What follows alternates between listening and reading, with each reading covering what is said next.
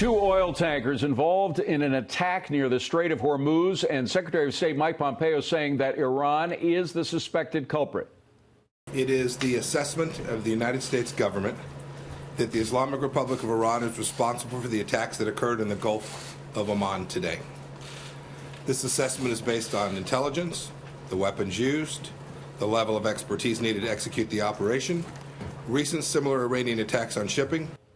Now, tensions with Iran, of course, have been high recently, and the U.S. has warned that Iranian aggression will be met with force. We are just learning, by the way, that the U.S. has video of Iran's military removing unexploded mines from one of the tankers that was hit. Joining me now is retired Brigadier General Anthony Tata. Anthony, thank you for being here. He is author, of course, of Reaper Threat Zero. General, this new video, the new information about the video that has been discovered kind of seals the case against Iran, doesn't it? Yeah, it sure does, David, and it's just a good example of this administration using information warfare, getting that thing out there right away, trying to own the narrative when, in fact, earlier in the day, Iran was saying they had nothing to do with it and that they were helping the tankers that were attacked, when, in fact, they have been harassing ships in the Straits of Hormuz for decades now, ever since 1979, when the Shah was, 40 years ago, when the Shah was overthrown. They've been doing this in the Persian Gulf. They've been trying to destroy America, trying to destroy Israel, and which is why the Obama deal made no sense to anyone that thinks strategically about Iran. They're the #1 state sponsor of terror, and they export that everywhere, and they try to disrupt Israel, they try to disrupt America, and they try to disrupt and destroy the world economy by disrupting the flow of oil in the Persian Gulf. General, just to be clear for our viewers, because a lot of people said, how could an attack be made with mines that are just floating in the water? In fact, these mines apparently were placed on the ship while it was still in Iranian ports with very sticky material. They put it on the ship, and of course, they have apparently now video that they can release showing that being done. So that's what was done. So what is the response now from the United States? This is a president who believes very strongly in counterpunches.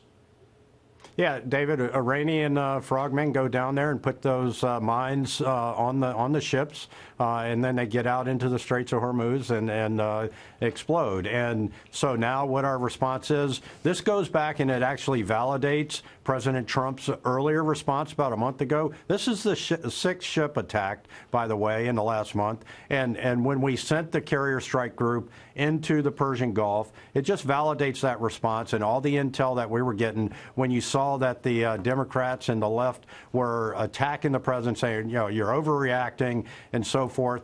And it just validates the fact that this is a president who is taking preventive measures, putting America first, and is positioned. And in no way, shape, or form does the president want to go to war with Iran, but we have to protect the commerce flowing in the Persian Gulf. We have to protect American vital interests, and that's our step, is to be defensive in nature, but also be prepared to respond to anything that is an act of war. Right. But we also have to get our allies in order, and the irony of this, one of the ships is owned by the Japanese. Japanese Prime Minister Abe was in Iran talking peace with the Iranians while one of his own ships was being laden with a mine that exploded. I mean, this was a direct insult to Abe to do this to one of his ships while he was in Iran. The president sent out a tweet saying, while I very much appreciate PM Abe going to Iran to meet with Ayatollah Ali, I personally feel it's too soon to even think about making a deal. They are not ready, and neither are we. Well, I guess the explosion of the tanker proved that. Yeah, it's thank you very much for, welcome to Iran. And actually, this is just what Iran always does. They hate the West, and they are ruled by these religious zealots that want to destroy Israel, America, and any of our allies. And so getting our allies together, Saudi Arabia needs to get on board, and it looks like they're starting to. Israel is always on board. Jordan and Egypt in that region are I think, part of this loose alliance that is prepared to take on Iran in a way that is meaningful. And so I think we've got, I know we've got a great president that is leading the way on this. He has a very good foreign policy team and National Security Council that is also advising him, and we're taking necessary steps, bringing the alliance together and being prepared to, do strategic actions against Iran so that we can continue to have the free flow of commerce. Again, in the this is a Persian president Gulf. who doesn't fool around, and he does counterpunch, whether it's against domestic political critics or foreign adversaries. So there's going to be something happening soon. General Tata, great to see you. Thank you for being here. Appreciate it.